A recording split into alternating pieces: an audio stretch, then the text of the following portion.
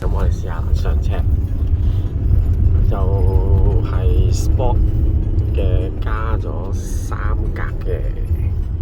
好啦，呢啲位上山啊，其實山路嚟呢度。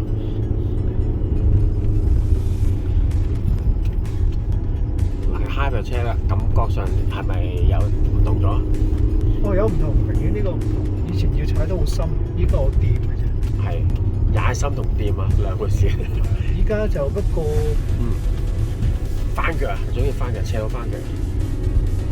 係佢點講咧？係踩少咗好多咯。係，同埋俾到反應嘅，真係去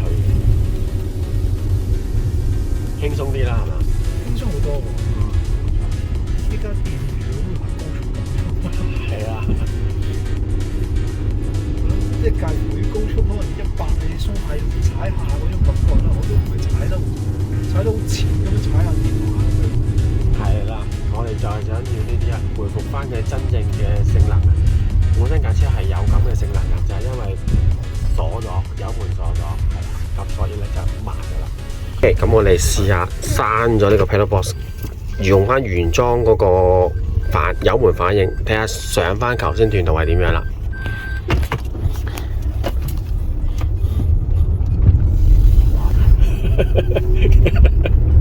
個個都係咁，出唔出得街嘅？我幫佢嘟咗，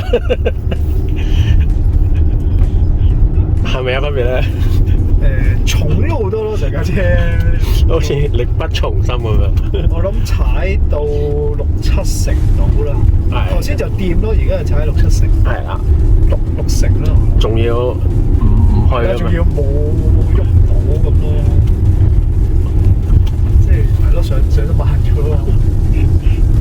有用到 DTE Pedal Box 同埋冇用到個分別，車主都已經話咗俾大家聽啦。